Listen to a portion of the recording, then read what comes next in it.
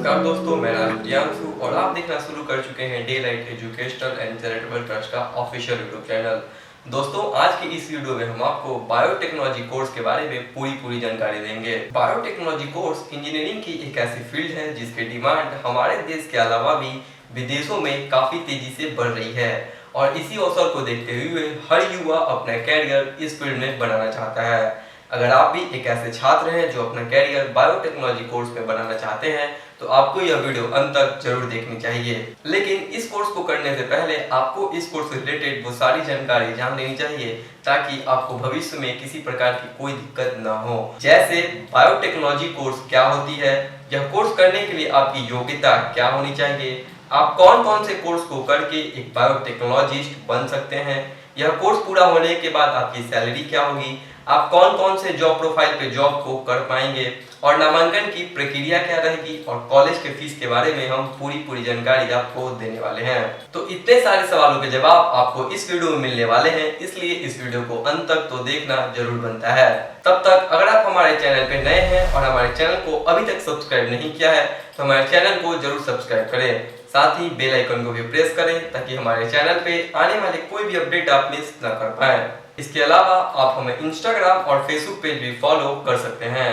तो चलिए बिना टाइम वेस्ट किए जानते हैं कि बायोटेक्नोलॉजी कोर्स क्या होती है। बायोटेक्नोलॉजी इंजीनियरिंग की एक ऐसी शाखा है जो बायोलॉजी और टेक्नोलॉजी के नीतियों से मिलकर बनाई गई है। भारत में बायोटेक्नोलॉजी कोर्स को बायोटेक नाम से ज्यादा जाना जाता है। इस कोर्स के अंदर बहुत सी ऐसी शाखाएं होती है जिन्हें करके आप एक बायोटेक्नोलॉजिस्ट बन सकते हैं। आसान भाषा में समझें तो बायोटेक्नोलॉजी बायोलॉजी और टेक्नोलॉजी के मिलने से एक ऐसा प्रोडक्ट बनाया जाता है जो हम मानव जाति के लिए कल्याणकारी साबित हो सके। एग्जाम्पल से हम समझें तो मेडिसिन यानी दवाइयाँ बनाने के लिए भी बायोलॉजी और टेक्नोलॉजी दोनों का इस्तेमाल किया जाता है। इसी प्रकार बायोटेक्नोलॉजी के जरिए ही एंटीवायरस बनाए जाते हैं और जो भी फसल होती है उस फसल को ज्यादा ग्रोथ के लिए बायोटेक्नोलॉजी का इस्तेमाल आजकल किया जा रहा है, क्योंकि बायोटेक्नोलॉजी के जरिए ही ऐसे फर्टिलाइजर बनाए जाते हैं जिससे कम जगह पर ज्यादा से ज्यादा फसल की उपज की जा सके और इसी टेक्नोलॉजी की वजह से हम मानव जाति को बहुत फायदा और लाभ मिल रहा है। दोस्तों, हमने 2 साल पहले देखा था कोरोना की महामारी, तो कोरोना से लड़ने के लिए जो भी एंटीवायरस बनाए गए थे तो उनमें भी एक बायोटेक्नोलॉजिस्ट का काफी योगदान था और उनके एंटीवायरस भी बायोटेक्नोलॉजी के जरिए ही बनाई गई थी। अगर भविष्य में भी किसी प्रकार की कोई बड़ी बीमारी आती है तो उसे लड़ने के लिए बायोटेक्नोलॉजी का इस्तेमाल किया जाएगा। और मैं आपको एक बात बता दूं, ऐसी कोई फील्ड नहीं है जिसमें बायोटेक्नोलॉजी का इस्तेमाल नहीं किया जा रहा है और इसी वजह से इसमें जॉब के अपॉर्चुनिटी हमेशा बने रहते हैं। उम्मीद है दोस्तों आप समझ पाए होंगे बायोटेक्नोलॉजी क्या होता है। अब जान लेते हैं यह कोर्स करने के लिए आपकी योग्यता क्या होनी चाहिए। तो यह कोर्स करने के लिए छात्रों को कम से कम अपनी 12वीं का एग्जाम 50% अंक के साथ पास करना होगा, जिसके लिए compulsory subject physics, chemistry, math और बायोलॉजी है।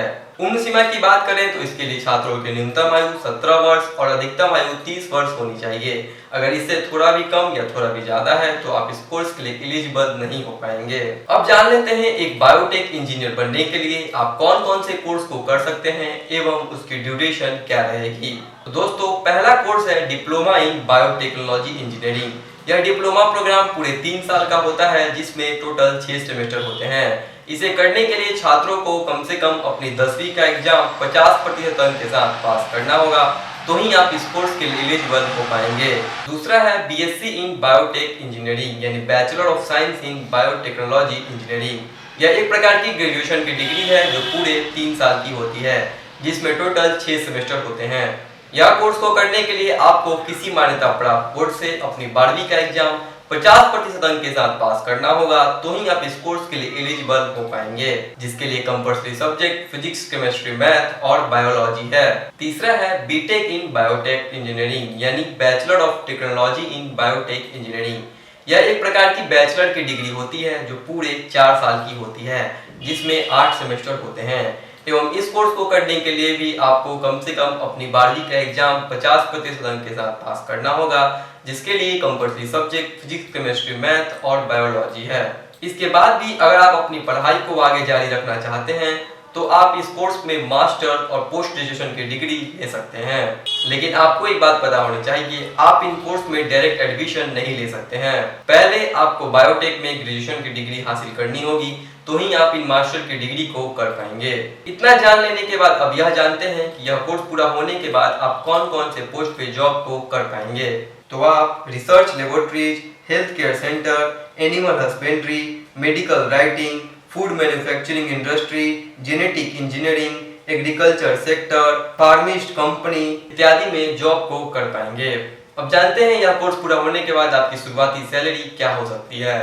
दोस्तों, जब भी हम अपना कैरियर ऑप्शन सेलेक्ट करते हैं तो हमारे मन में ये सवाल जरूर आता है कि यह कोर्स पूरा होने के बाद हमारी स्टार्टिंग सैलरी क्या होगी। मैं आपको एक बात बता दूं, यह कोर्स पूरा होने के बाद आपकी सैलरी इस बात पर निर्भर करती है कि आपने बायोटेक इंजीनियरिंग में कौन से कोर्स को किया है और आप नौकरी को कहां कर रहे हैं। आमतौर पर एक फ्रेशर उम्मीदवार की शुरुआती सैलरी लगभग 3 से 4 लाख रुपए सालाना तक की हो सकती है। 1-2 साल का एक्सपीरियंस होने के बाद सैलरी में बढ़ोतरी होना शुरू हो जाती है।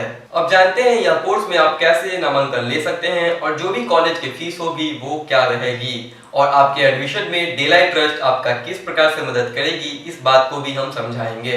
तो दोस्तों, यदि आप सेंट्रल यूनिवर्सिटी में अपना नामांकन लेना चाहते हैं तो सेंट्रल गवर्नमेंट द्वारा जो एंट्रेंस एग्जाम आयोजित होती हैं उनको आपको क्लियर करना होता है, जो कि JEE mains, JEE advance, WBJEE इत्यादि हैं। लेकिन कई बच्चों का एंट्रेंस एग्जाम क्लियर नहीं हो पाता है और वे मजबूरन अपने मार्ग से भटक जाते हैं। और अगर कॉलेज की फीस की बात करें तो आपको लगभग 4 से 6.5 लाख रुपए तक के बीच कॉलेज की भारी रकम उठानी पड़ सकती है।